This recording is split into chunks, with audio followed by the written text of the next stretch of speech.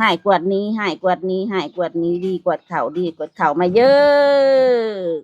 ดีมีแห้งเด้อให้เป็นพี่เป็นน้องเป็นลูกเป็นเต่าไปหามาเว้ไปผุ่นกินปลามาพี่กินแก้วนับเต็มนี่ต่อไปลูกเด้อสร้างให้ลูกปลุกให้ขึ้นกินบ่ให้บกจกบ่ให้ลงบ่ให้บกเป็นหาดบ่ให้ขาดเป็นมังเงินคำแก้วไหลหลากมาโฮมเพื่อนข้างเจ็บให้เจ้าข้างได้เพื่อนข้างไข่เจ้าข้างหังข้างมีจะลมจะคุมเงินคุมทองให้เจ้าสุขกายสบายใจอยู่มันยืนมัน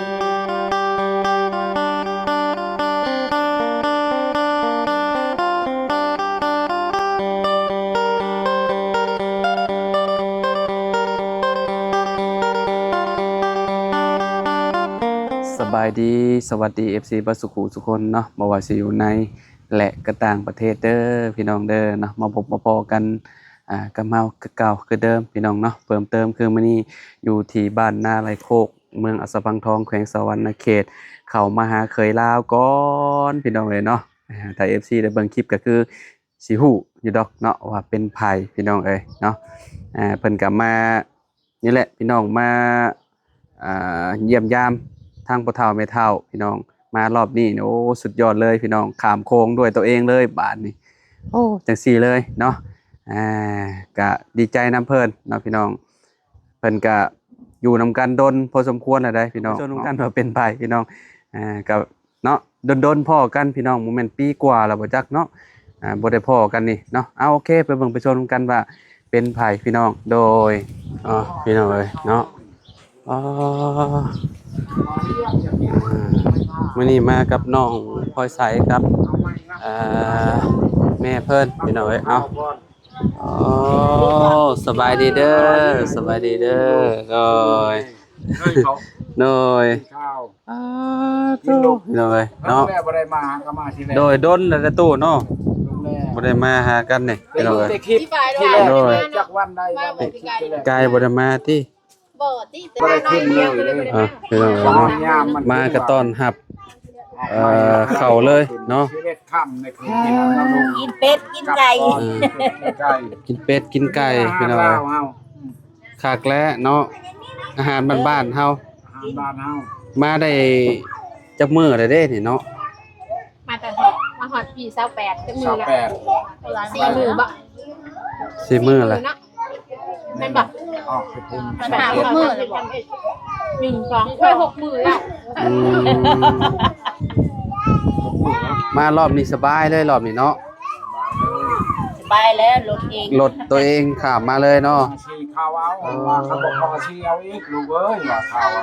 ข้าวก็สีเมื่อเลยบาดนี่ มือเลย เนาะ ข้าวเจ้าสามซอง หนึ่งกินจักสบาย ข้าวก็ปีนี้มันใช้หลายอย่างไรข้าวเจ้ามันได้แต่8ช็อปปีกายนี่ใช้ให้เดียวได้10ช็อปเอามันเป็นอยู่นี่ว่าเขานี่ปีนี้ มันมองงามบ่ตุ มันเป็นเขียงามอยู่ห้องน้ำท่วมโพด อ๋อ หน้าประยานเลิกน้ำชอบมากก็พอบ่มีผู้เฮ็ดน้ำ เจาะเรีย ลาก จังต้ ย องน้อยให้ก่อนเนาะ เฮ็ดแบบบ่ครัวมันบ่แพ้เลยเฮ็ดทิ่มไปมันในไรก็แนวพอควายเขาบ่เหยียบ พี่หน้ามาเด้อมาเฮ็ดนาเด้อเคยลาว ยังบ่เป็นเลยครับ ไหวอยู่บ่ บ่ฮู้ไปจังได๋นะเฮ็ดบ่เป็นเลยครับ อืมขับรถไถเป็นบ่เป็นอยู่เนาะแต่ก็มันก็ง่ายอยู่เฮ็ดก็ได้แบบมันเนาะบ่ตู้เนาะแต่ว่าเจ้าบ่เคยเฮ็ดแล้วมันบ่อยากอันนั้นปานใดเมื่อยคือว่าหั่นแหละพี่น้องเอ้ย ปีนี้ ขายข้าวตู้ปีนี้ได้จัก100ข้าว ยังไม่ได้ขายได้400กว่าชอบ 400กว่าสอบ โดยอดเอาที่ยืดได้ยอด เอาซื่อๆได้ฮะ ยืด นาละลายเลยซะเนาะ 400 ธงว้า ที่ทง 4 ธงหนึงนี่เขาว่า อยู่ติดกัน บ่ให้ว้าวเนาะ พ่อชื่อได้ลูกพ่อเครียดตะกี้พ่อน่ะอึดเข่า อืม นะครับหมู่เฮ็ดเฮือนเฮ็ดบ้านกับ่ได้เฮ็ดช่างหมู่ชื่อแต่ดิน น้อย พออึดแม่นี่ไปขายเบิ่งน้ำแกงแถวดงคามไปขอเขาเลี้ย ให้ ง ล ลู ง ก ไปนี่เข้าเป็นราคาอยู่ เลยพ่อก็มีใจใช่พุ่นเป็นพ่อกุ้มแบบเอื้อยเป็นกลัวเราตายอยู่ในไรดงเลยก็ชื่อนาอยู่พุ่นน่ะเปี้ยนนาเอื้อยก็ให้พ่อหมดบัดนี้ โอ้ พ่อชื่อให้หักชัดพอร้ายตะกี้ละคายงัวคายควายไปแบบนี้ชื่อนาติดกันเนี่ยนาบอลอื่นเบิดนี่มันเลี่ยนกันยกรถกันไปเลยรถเขาคายออกแล้วเขาไปเฮ็ดบอลไหม ก็คือแบบ ก็เจ้าขายแล้วเฮาก็ซื้อเอาเลยเนาะพ่อเนาะ เลยหน้าติดกัน คักแล้วซะบ่ต้องง่ายไปทางอื่นเนาะพ่อเนาะเวลาเฮาเฮ็ดมันจังสะดวกสบายอีก สะดวกสบายบ่หมดก็เอาเฮ็ดอยู่หั่นคนตกยามใดเฮาก็ได้เฮ็ดกันหน้าลายบ่นั่นเห็นว่าเขาว่าบ่แม่นหน้าเจ้าหน้ากว้างบ่แม่นหน้าลายคันหน้าลายพุ่นก็หน้าพี่ก็หน้าก็เฮ็ดบ่ไหวเขาว่านี่หน้าเจ้ากว้างเขาว่า โดย วันนี้นั้นหน้ากว้างเฮ็ดบ่เดียวเขาว่าโอ้ยพ่อก็เมื่อยแล้วได้ลูกเอ้ยเรื่องนี่บ่แม่นว่าพ่อว่าเสียดายจังเลยเครียดเลี้ยงงัวเลี้ยงควายกันที่เพิ่นอยู่บ้านเพราะว่า2 ปีก็ได้ติดหนี้ติดเอา ตะกี้ตัวนึง3,000ชื่อนาในพรีล้านหาพอแห้งก็ว่าชื่อรถก็แล่นสวรรค์พ่อบ่ยอมชื่อว่าแล้วอึดเข้าไปแล่นรถนี่กินชีวิตได้ว่าคอยชื่อน้ำล้างมาคันสิได้แม่นความเราแหละพี่น้องเอ้ยเนาะซื้อแน่ไว้ก็ดีคือกันนะพ่อ เฮ็ดบ่ เนาะ หมดก็ย่าเลี้ยงงัวเลี้ยงควายบ่ได้ให้งามเฮาเฮ็ดคอยชื่อตะกี้ก็หลาย3พ่อทั้งเลี้ยงคนนะพอนี่นะเช่นว่าใช่เด็กกบเขามาอยู่นี่ลองเรียนกับเขาไปอยู่เพื่อนเองง่ายเลยเขาเอาลูกเอาเมียก็ไม่ได้พม่าเขาอยู่กรุงเทพผู้พันผู้ช่องพันโอนมาให้ในเวลามีงานในงานชาวพลอยเนี่ยเขาก็โอนมาให้อยู่แต่เพื่อนเขาก็ไม่แม่ตายเลยบ่ได้ตายแต่ก่อนเขาอยากอยู่ดิเขาบ่ได้เตะตองผลประโยชน์เขาแล้วเขามาลงเรียนเขาอยู่นี่กับลูกชายในเฮือนนี่เขาใหญ่แยกกันไปเอาเรียกคนบ้าจากนั้นเรียงเอา คือว่าแล้วใหญ่มาไผก็ไปทางไผทางลาวเนาะ ทางลาว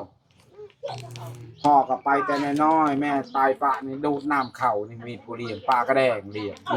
ไปน้ำผักน้ำหลับเข้าก่อนพุ่นแหละกูเชื่อลูกไปเบิ่งลูกพัน โดยเชื่ออยู่ อเมริกา เชื่ออยู่เจ้าโอ้ย่างเป็ดพี่น้องเอ้ยเนาะ เป็ดเอากิน โดยพ่อโดยเมื่อใดนี่ ตลอดได้เถียง กลับเมื่ออื่นบ่โอ้ ให้หมาเก่า พอตามตลอดได้ แต่ คิด แล้ว เป็ บ้าน น ทางไปอยู่แล้วไปพุ่นแล้ว ไปไหนมา ถ้าไปวัดอีหยังก็พอวัดอีหยัง หาโชค วัดบ่แม่นวัดที่เขาเจ้ามีงานมื้อนี้พ่อแม่อยู่ทางพระรามน่ะวัดอีหยังก็ โอ้ พระพุทธบาทอีหยัง พอ นี่แห พ ละ ระบาทตามทำตามมนต์คน ถ้าบ่อยู่แล้ว นั่งลงสบายดีปะลุงเนาะแม่ บ่ได้ใส่บ่ คนที่ดื้อนี่มาไกลเลยมื้อนี้เพิ่นพี่น้องเอ้ยเนาะข้ามเมืองมา2เมืองเลยมา แม่ เมืองอื่นเนาะ ทำจากพานแคโนได้ชามเมืองเนาะตรงเห็นแคโน แม่ มื้อนี้ โดย ก็บ่ได้ใส่บาท เห็นเขาว่าเขามาอยู่แล้ว 200ราคา เอารถเจ้าอยู่กรุงเทพบ่ได้เนาะ ยังไม่ได้เฮาขับมาในพุ่นครับ ขับมาจากกรุงเทพบ่ได้เนาะเป็นจังไดขับมาแบบแตกต่างกันแบบใดครับเป็นถนนอยู่ทางบ้านเจ้ากับอยู่บ้านข่อยขับคนละเบื้องเด้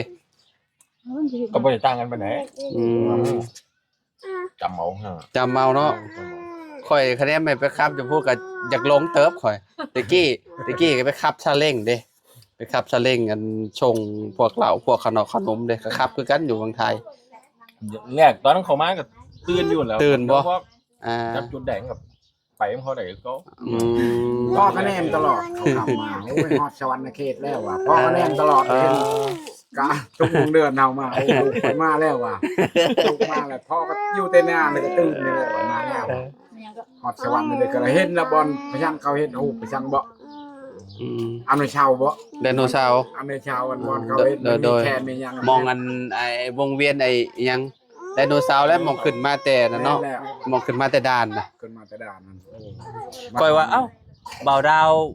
ขับรถมาเองเลยบ่ว่ารอบนี้ แม่นพ่อคะแนนตลอด เห็นเพิ่นโพสต์ลงในอันนั้นดอกสตอรี่อีหยังหั่นแหละ แม่น แล้วบ่าวดาวคักแล้วว่าบ้านนี่สบายแล้วครับเอาเองสงกรานต์ก็มาแล้วเนาะ มา ไหวบ่ค่าใช้จ่ายเบิดหลายบ่มาจากกรุงเทพนี่ บ่ได้ค่าน้ำมัน แบบค่าน้ำมันนี่เท่าใด รถเฮาเต็มถัง 1,600 ก็บ่เปลืองเนาะ บ่เบื้อง ธรรมดาอยู่ ก็ธรรมดาอยู่เพราะว่า ปีเลยลงโต 4,000 อ่ะ อืมก็คะแนนนั่งรถทัวร์กับพอปันกันเลยเนาะ แม่ เพราะว่ามันอันนี้รถสโตเฮาอยากจอดใช้ก็จอด เดี๋ยวว่ามัน เสียค่าของอีก แม่น ค่าของ3-400 ทำมานั่ง แม่นอยู่แม่นอยู่ เจ้าสิเอาเข้าเมื่อกันเนี่ยกระดานไปไปสิยกชอยหน่อชอยเนาะ แม่นพ่อแม่น ใช่เลย อันนี้ทิมใส่รถนั่นนะเว้ยไปเลย กิน ข้ามไปฮอดฝั่งนั้นสบายเลยเนาะอืมพี่น้องเอ้ยโอ้ พ่อ คัก มัก ละ เบิ่ คั ง กละ คลิปแบบนี้เบิ่งตลอดเขาบ่าเตียงทองไปกรุงเทพก็พอยังเบิ่งเป็นนี่ ยังเบิ่งอยู่บ่คุมื้อนี่น่ะ เบิ่งคลิป คลิป ลูก น่ะ มาจำพาเนี่ยก็ยังพอยังเบิ่งตลอด ยังเบิ่งอยู่ ยังเห็นอยู่ตอน โอ้ ได้ดอกมาตอนนั้นกันอยู่ในวันใดเนี่ยก็ยังเห็นหมด อ่า ยังเบิ่งตลอดเลย ประมาณปีปลายแล้วบ่ฮะที่ข่อยขับรถข่อยมาเนาะ บ่แม่น2 ปี ฮอดแล้วบ่ เพราะว่าปีกายกับปีหนึง ปีกายนี่บ่ได้มา เจ้ามาปีซื่น ปีซื่นน่ะผม 2 ปี เนาะ ตอนนั้นแน่เลยลูกจำพาว่าโอ้ยว่าลูก อ๋อ มันจะขึ้นเรือนครับ นั่นแหละบ่ปีปลายก็2ปีแต่ว่าประมาณนี่แหละ แล้ว พี่น้องเอ้ยเนาะตั้งแต่คลิปแรกนี่ปีแรกเนาะที่เจ้ามาเนาะว่าดาเนาะ แม่น เพราะว่าคลิปแรกชุมเฮามาลมกันอยู่นี้แล้วก็ไป เฒ่าหั่น ปีแรกเลย เมาแต่เว้า จักหน้อยตู้อันน่ะ แรกก็มากับโยแม่นบ่ แม่นมากับมอโยแล้วก็ ปี2กับ ปีสองกับงานแต่งเจ้าตี้ แม่น งานแต่งเพิ่นพี่น้อง มา แม่ คนเดียวมาเฮ้ยมาไปโย โยตี้กับโยขึ้น เบาโยบ้านไผว่ะ แม่นมากับมอโยหั่นแหละมากับมอโยแล้วก็ค่อยไปเหนือบัดนี้ไปเหนือให้เบาโยขับรถค่อยเมื่อหั่นเด้ แม่ แม่นตอนนั้นแหละพี่น้องเอ้ยเนาะทางแม่ตู้เราก็บ่สิต้อนรับลูกหลานแล้วบาดนี่ผูกแขนให้แล้วพี่น้องเอ้ย ลูกแทนลูกแทนหลานไปหามา อยู่ เว้ย ใครอยู่มันนั่นก็แม่ตูนี่แหละ บ่ได้อยู่คนละเฮือนบ่ บ่ เจ้าอยู่นา อยู่หน้าหักชาเป็ดหักชาไก่ ออนไลน์บ่อยู่พุ่นน่ะ อันเป็ดไก่งัวหยังงัวควายอ๋อ พอก็ขายออกไปน้ำปีนี้ก็มันเท่าแล้วมันมี แม่นหั่นแหละเฮาเฒ่าแล้วเมื่อยเด้เบิ่งไงก็ได้เนาะ เฮ็ดหัวออกมาแบกกับพอยกออกมันกินข้าวเขายอดแล้วยกออกแบตะกี้ก็มีหลาย อ๋อแม่นี่เลี้ยงยากๆเนาะตู้เนาะ อย่างเงี้ย เพราะว่ามันจะไปกินอันนั้นอันนี้หลายอย่างพวก แม่นเขาไปเทศชวนมัน เห็ดชวนมันอิหยังก็เจ้าหั่นแหละ งัวควายสบายเลยมันบ่ได้มางหัวปานใดเลยเนาะลูก แม่น แต่แม่น่ะมันอันนั้น จำได้จะลงมันก็บู เอาให้แม่ตู้เราผูกแขนให้ อันนี้ล่ะอีล่าให้แม่ตู้ผูกแขนให้ไว้ลูกไว้ มา เอาไว้ให้แม่ตู้ผูกแขนเอาไว้ ลาก่อนไม่ปรุง เจ้าห แล้ น้าว ที่ ผูกให้อีล่าเอาไว้ให้แม่ใหญ่ผูกแขนให้ไว้ มาอืม ไป นี่ เยอะ แม่นี่นอนอยู่เรือนในโทรศัพท์หมด ใหญ่เป็นผู้สาวเด้อล่ะเด้อเจ้าเป็นนายเด้อลูกเด้อใหญ่เพียงลุงสูงเพียงพออยู่ดีมีแห้งความเจ็บบ่ให้ได้ความไข่บ่ให้มีเด้อลูกเด้อหายพยาธิโรคค่ะ อ้าว มา ไปผูกบ่นี่เอา ทงทง เอาไปใกล้ๆเอาไปใกล้ๆหั่น เช้านี้ลูกแทนลูกกลับไปจะกลับ อืม ตรงที่ ลาน เขา มาแต่กรุงเทพก็ว่าจะมาทุกข์ดุแท้บ่ปีกายนี่ก็ทุกข์ตลอดปีใหม่ ผูกปีใหม่เนาะตู้เนาะสิเป็นหยังเนาะ มาเยอะ เอาหลายคนเอาแต่ เก่าคนเมนางดีมีแห้งความเจ็บบ่ให้ได้ความไข่บ่ให้มีให้หายพยาธิโรคานอนรับให้เจ้าได้เงินหมื่นนอนตื่นให้เจ้าได้เงินแสนแบนมือมาให้ได้แก้วมณีโสดโทษบ่ให้มาผ่านมานบ่ให้มาเบียดให้เจ้าชุกเสมอมันคือมันคือเก่าเหมือนห่วงมาข้อห่วงหาวบ่ให้แก้มเฮ็ดหน้าให้เจ้าได้ใครเขาให้เรือเล่าล้นคือให้เจ้ามีหมื่นตื่นเงินล้านเขาจะทงเด้อเงินกีบอะไรมาเงินล่าอะไรเขาเงินบาทเจ้าให้ไหลเขาอยู่ชูน้ำชุกกายสบายใจอยู่มันยืน อ๋อ มัน สาธุโอ้อยากได้คำอวยพรนี่เมตู้เลยเด้เนาะคักกะลีคักเลย ไปไหม้ก็ เอ ได้ อเอ้าคอยแล้ว เอาหยัง นะ เมตู้เอ้าเม ผู้ ตู้ ชายสิ้นใช่แพ้ใช่แพ้ผู้ชายบนน้องชิน หายกวดนี้หายกวดนี้หายกวดนี้ดีกวดเข่าดีกวดเข่ามาเยอะดีมีแห้งเด้อให้เป็นพี่เป็นน้องเป็นลูกเป็นเต่าไปหามาเว้ไปพุ่นกินปลามาพี่กินแก้วนับตำนี่ต่อไปลูกเด้อสร้างให้ลูกลุกให้ขึ้นกินบ่ให้บกยกบ่ให้ลงบ่ให้บกเป็นหาดบ่ให้ขาดเป็นมังเงินคำแก้วไหลหลากมาโฮม เพิ่นข้างเจ็บให้เจ้าข้างได้เพิ่นข้างไข่ให้เจ้าข้างหังข้างมีเจ้าลมจะคุมเงินคุมทองให้เจ้าสุขกายสบายใจอยู่มันยืน โดสาธุแม่โอ้มาหาปลูกให้เจ้าบัดนี้แม่ปลูกให้ประตูเพิ่นก่อนพี่น้องเอ้ยเนาะใส่น้ำกันแล้วแม่เนาะมาแม่ให้กดนี้ดีกว่าเขาเด้อแม่เด้อเอาปีใหม่ฟ้าใหม่แล้วเนาะอยู่ดีมีแฮงเนาะอยู่เป็นโฮมใส่ให้ลูกให้หลานลูกกลับมานี่แหละ ไปหามาแว่แล้วเป็นลูกเป็นเต้า โดยหักแพงกันเนาะแม่เนาะ หักแพงกัน สำลูกสำเต้าเอาอยู่ดีมีแฮงนะแม่เด้ออยู่มันคนยืนเนาะลูกก็เว้าได้คำนี้แล้วเอาเลยเวลาพอตู้ว่าจะผูกให้เลยมาให้ก่อนนี้ดีกว่าเขาเด้อเอาเด้อพอเด้อปีใหม่เด้อปีใหม่พาใหม่เนาะอยู่เป็นโฮมโปรโฮมใจให้ลูกให้หลานให้อยู่ดีมีแฮงเนาะสุขภาพร่างกายแม่นโดยเอาโดยมันยืนเด้อโดยจอแล้วแม่แกว่าจอไล่กันไหมดาวกับผูกเอาละแม่ดาวโอ้ยนั่งเคยไทยนะบ้านนี่มาปลูกกันก่อนมาก่อนมาเอาให้ก่อนนี้ดีกว่าเขาเด้อเอาปีใหม่ฟ้าใหม่ขอให้ร่ำให้รวยบ่ให้ซวยจักเถื่อได้นี่มิตรแม่หาเงินหาทองก็ขอให้ให้มีกว่าเก่าไปเจอกันสงกรานต์ดีกว่านี้เนาะถึกเลขรางวัลที่1เด้เนาะตู้เนาะบ่แรงนี่แหละเอาบ่แรงโลดนี่มันเยินจ้าถูกเนาะจ้าแล้วกันใหม่กันมาเป็นมือกล้องให้อันนี้จะผูกให้อันสะพอยเพิ่นผูกให้ไปเชียวนี่มาพ่อเขาอยากได้ชิมเนาะให้ก่อนนี้เด้อดีกว่าเขาเด้อเอาอยู่ดีไม่แห้งบัดนี้เนาะปีใหม่ฟ้าใหม่แล้วมีแห้งขอให้ร่ำให้รวยเบิ่งลูกเบิ่งเต้าเลยเอ้ยเบิ่งพ่อเบิ่งแม่เบิ่งลูกเบิ่งผัวเบิ่งปู่เบิ่งย่าแล้วจะใส่เจ้าเสียใส่ไผกับลูกเจ้าย่าก็ได้แม่นให้แพงกันลูกเอ้ยถูกรางวัลที่1เนาะตู้เนาะบ่แรงนี่เนาะ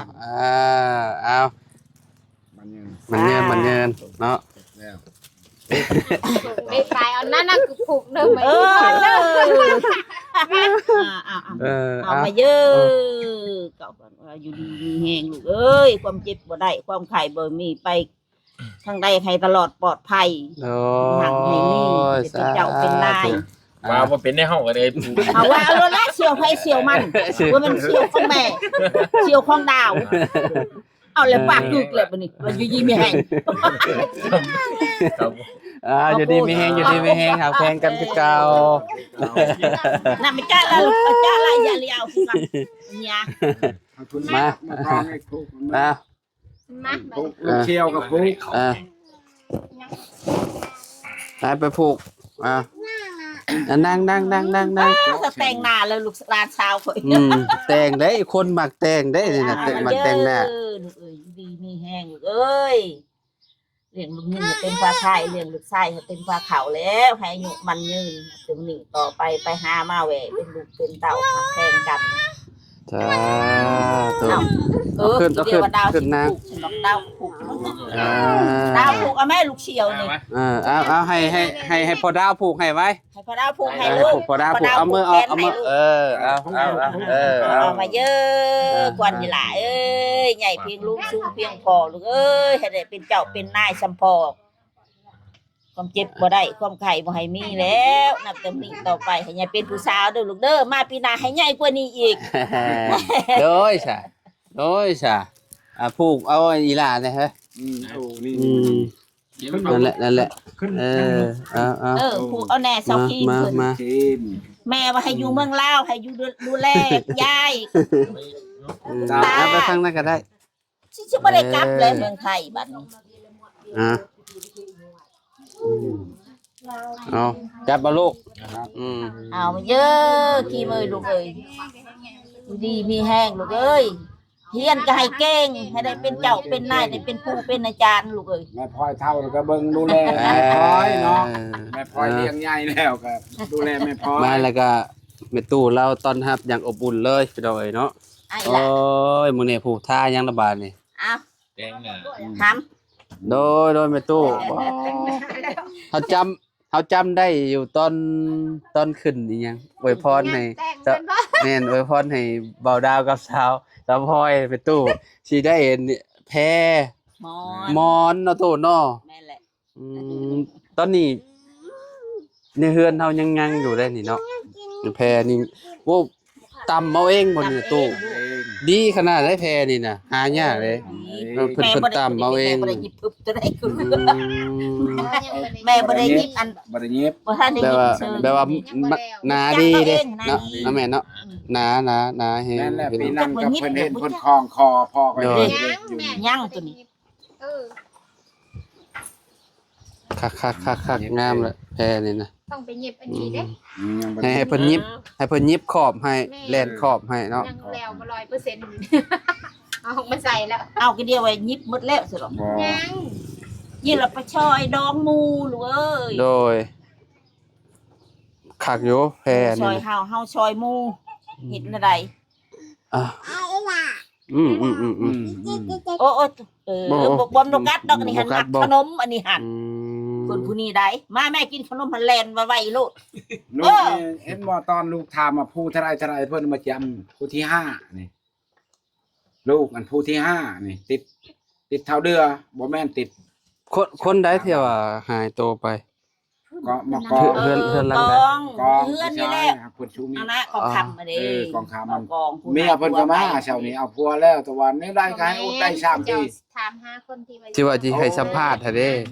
คน หลั สั ง มภาษณ์ หลังใด บ้านหลังนี้ แล้วเราไปทานถ่ายอยู่คุณ โอ้เราไปพูดแล้ว สัมภาษณ์อยู่ในเฮือน ลงวันเดียวกับคนนี้ อืม ลงนำกันมือเดียวโลด เพิ่นนี่ก็ต้องไปน้ำวะ ไปนำเลย แม่นก็ต้อง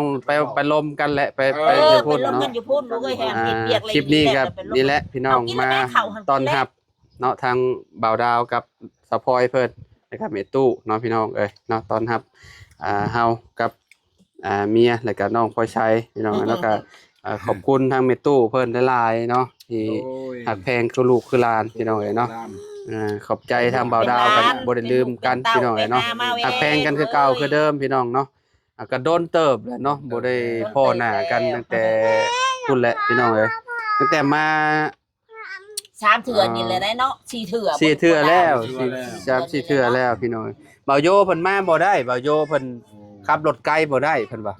ก็เลยว่าบ่เป็นหยัง ปี เพิ่นมีโอกาสก็ จำภาพว่าที่แรกกันว่าชาวพ่อยกับคนนี้ไพ่5ไพ่เพิ่นก็กะลูกเคยในถามพอเด้อ อืม นาได้เว้านาได้บ่ลูกว่าจะปากมักนี่แล้วว่ากันมักก็ถามเจ้าพ่อยเอาเลยก็เอาว่ะก็เลยบ่ได้บ่ต่อไปโทรมาอีกบ่หลายก็ 20,000ก่อนพอสิเฮ็ดประเพณีเขาก็เฮ็ดวันเดียว อืม ลูกชายในเฮือนก็ยังบ่ทันเชียร์ดอกเพิ่นก็จัดอยู่พุ่นทางนี้ก็จัดอยู่พี่ก็เฮ็ดหมดเฒ่าแก่มาว่าร้อใหญ่งัวเพราะว่าประเพณีของพ่อนี่มันชูเลยมันกินงัว โอ้ บ่ได้กินหมูเด้บ่ต่างกันเด้ โดย พ่อนี่มันฮิตมาแต่นอกจะมาลงเมืองคนใต้ๆพุ่นเด้ อ๋อ มาเฮือนพ่อนี่ลูกมีพระคองแม่พ่อลูกมีนี่ลูกมีทางอารันนี่เด้ อืม เมืองอุจุพรนี่คือเมืองอุจุพรนั่นแหละ โอ้ยสิเป็นเดียวนี่ ก็นั่นแหละนี่ แต่ปีแหละเพิ่นบ่นั่นทางหลัง 5 ปี อ๋อ แม่นบ่ กว่าเลย 16หรือ17เด้อ ประมาณนี้ ทาง เล แม่ ย มันสิจัก มันเกิด อยู่แก่ยัง อืม ปีนั้นเลยฮะก็ได้คนเดียวนี่แหละ ตอนข่อยมาข่อยยังบ่ได้หมอนี่เด้เนาะตอนมาแรกๆเนาะ แม่น อันนี้3ปีกับ4เดือนแล้วเว้ยนี่นะแป๊บเดียว ได้4 ปี คนก 4 ว่า ปี แล้ว ไป 4 ปี 5 ปี5 ปี6 ปีก็ไปจัก คนมันเตี้ย แม่มันจือดอกคือแม่สิโอ้ยเช่า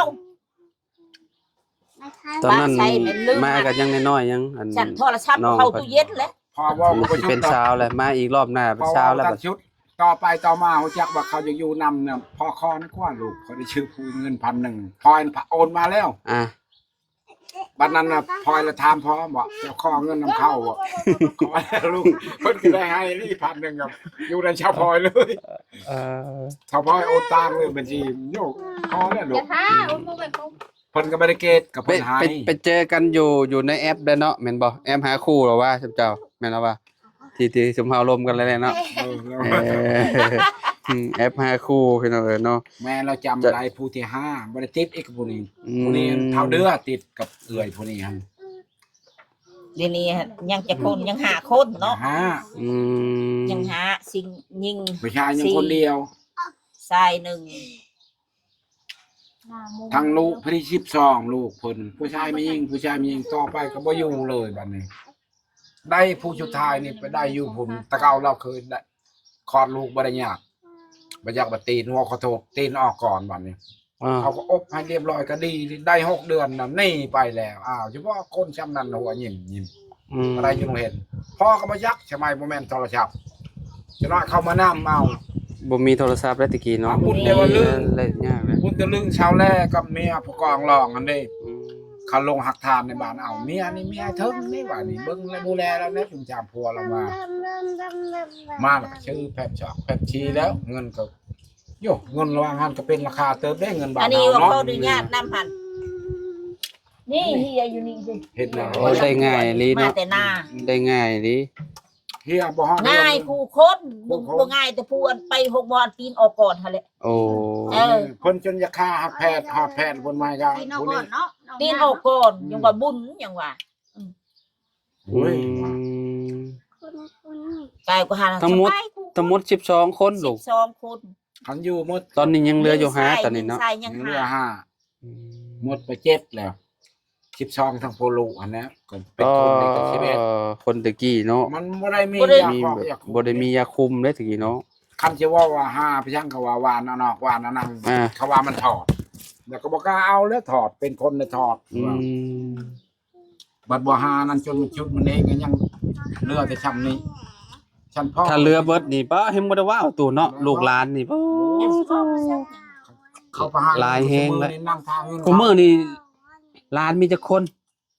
รวมเบิด โอ้ยเบิ่งอยู่นำไม่เกิน5มีแต่ไม่ยิง อืม ลูกอยู่ลูกชาวกกกัน5 คนมีแต่มียิ่ง 5เป็นไอ้ที่ไอ้ชามเป็น8 8 อีนี่อีกเท่าไรบ่เล่นนั่นบ่แม่นล้านเล่นนั่นอีนี่หันลูกอีเกิงมัน ไม่ ก็ได้ช่องคนน่ะ 8บ้านแม่พรจะคน3 3 เป็น สาม 11 11มีแต่ ห ห ลา ลาน น11คน น่ะก่อนไปโมนับจิ เนาะ อันนั้นเลนบ่แม่นหลาน เนาะเล่น ได้ยังว่าเล่น หลาน ลูกอีตี้อ่ะหั่น ลูกไอ้ที่หันเคย ละ เล่น ล้านเล นั่ ย นแล้ว เล่นกับไอ้พ่อนก็ได้ ดีคือกันมีลูกมีหลานหลายเนาะแบบว่ามันสบายอีกแบบนึง ไป เวลาอันเจ็บเป็นเอ็นอุ่นก็เฮ็ดเวียกเฮ็ดงานก็ ลูกหลมาซอย ลูกหลานมาซอยเนาะตู้เนาะ แม่ แม่นเลย ถ้าบ่มีเลยนี่ก็โอ้จะสิแนมหาไผ ยามเกี่ยวยามดาวก็จ้างแน่ลูกหลานมาช่วยแน่ โดย เขาแล้วแล้วเขามาซอย เอากำลังใจเข้าผู้ละชอบผู้ละช่องยำงานเขาก็ขายโทรศัพท์เท่านั้นแล้ว โดย เขาเรียกโทรศัพท์เด้ แม่นแหละซุมื้อนี่โทรศัพท์เนาะ ครับ โอเคจ้ะวันนี้พี่น้องเอ้ยเนาะก็สิไปลมกับทางเอื้อยเพิ่นอีกก่อนเนาะไป ชื่อเนื้อเถื่อนนก ชองคน พ่อนำชาวพลอยนี่ฮอต โดย เทมราชคนนะ โดย ขี่เรือไป อันนี้ ผ่า หัน ผ่านแดน มันแม่เฮ็ดอีหลีได้จังได๋คืนมา อืม ผู้อายเป็นเลือกกันในระยะนึงรักนี่ หลังนี้คือกัน นี่แม่อยู่บ้านหน้าแม่บ่มี ผู้อายเป็นเลือกกับเมียตัวก่อนนี่เลือกกันน่ะไปเอาใบตองเนี่ยเข้าช่องคนเอา คะแนนไปเลยสิจ้อยคือกันบ่จักคะแนนบ่นำก็ได้เนาะบ่ว่าสิบ่กลับมาบ้านเฮา อย่าว่าจ้อยพุ่นเลยคันแม่บ่เฮ็ดอีหลีแม่ไปพุ่นไปเฮ็ดกูมันเอาไป เนี่ยนา มึงมักแน่ใดเดี๋ยวน้องสิเอา ที่ เข้า เนี่ยนาอยู่บ้านนาจะชงลงได้ชงหน้าชาย มาพบเฮือนหน้าชาย ตะกี้คนไปนี่อยากหายทุกคนนะคนไปแบบว่า ไปแบบหลักไปนี่คือแบบ หลักไป จะไปถือคายแล้วหรือว่าจังใดก็บ่ฮู้แล้วบางคนก็แบบว่าไปแหละไปมีลูกมีหยังอยู่ทางฝั่งไทยแหละบางทีก็อยู่ทางอันบ้านนอกบ้านนาแบบก็แล้วเลยแบบนี้นะ เจอมาหลายเคสอยู่แบบ ยา นี้ นั้ นะ นเขาจับคนจะพุดจะพือได้จับพวกแนวนา อืม พอบ่ได้จับพอย่อมไปเอง อืม กินบางคลามแต่นี่พอหาปักสองบางเดียว อ่า กุมลงไปนอนอยู่บ้านนาอดเอาเขา เอ คิดถึง อ น้ำลูกผมไปเห็นลูก โดย คุยมาแล้วก็ดีใจแน่ สิ ว่า มัน บ้าน แต นี้ กโอ้ย โอเคจ้ะไว้พ่อกันใหม่เด้อเอาสบายดีเด้อสบายดีเด้อโดยพี่น้องเอ้ยเนาะเอาจังได๋ก็อยู่ดีมีแฮงว่าสุขุทุกคนพี่น้องมื้อนี้มาเยี่ยมยามทำข่าวทางบ่าวดาวเพิ่นเนาะเพิ่นก็พี่น้องเอ้ยเนาะขับรถมาเอง ถามบ่าวดาวอันจักเล็กจักน้อยก่อนบ่าวดาวมาพี่แน่เนาะพี่น้องเอ้ยก่อนสิจบคลิปเนาะเพื่อว่า FC อธิว่าเพิ่นมี มีลูกมีผัวที่ว่าเป็นคนไทยหรือว่าคนไทยมีผัวเป็นคนลาวเนาะพี่น้องเพื่อว่าเพิ่นอยากขับรถข้ามมาหั่นนะพี่น้องเนาะอยากข้ามมาฝั่งลาวเนาะเดี๋ยวสิถามบ่าวดาวเพิ่นก่อนเนาะว่าบ่าวดาวเพิ่นเฮ็ดหยังแหน่เนาะยุ่งยากบ่พี่น้องในการมาเนาะนี่รถเพิ่นพี่น้องเอ้ยป๊อโตจวดจ้านเลยพี่น้องเอ้ยเนาะ